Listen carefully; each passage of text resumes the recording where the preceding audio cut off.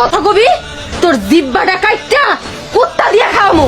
এই একটা কথা কান খুলে শুনে রাখ, প্রবাসীর বউদের কি মনে করস কি রাস্তার পতিতা?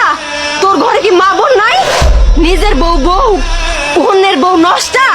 নিজের বোনের বোন মনে করস, অন্যের বোনের বোন ভাবস না।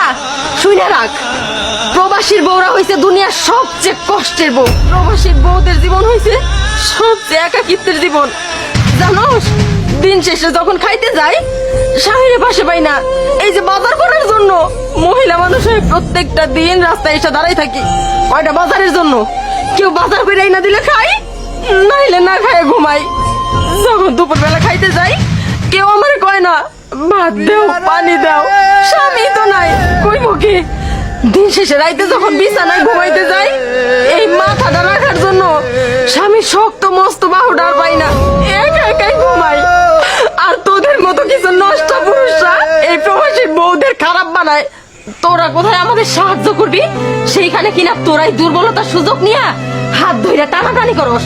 আর যদি আমার জায়গায় তোর বোন হইতো প্রবাসীর বউ, তুই কি পারতি তোর বোনের সেই হাত ধইরা রুমে নিয়ে যাইতে?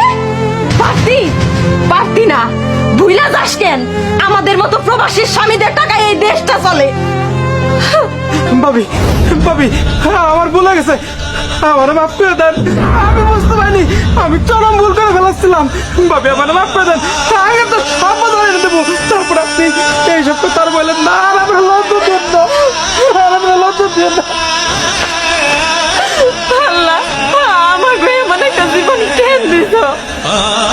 আমরা দিন শেষে একা একা যাই, তারপরেও কিনা মানুষের ভিক্ষা শুনে জীবন পার করতে হয়।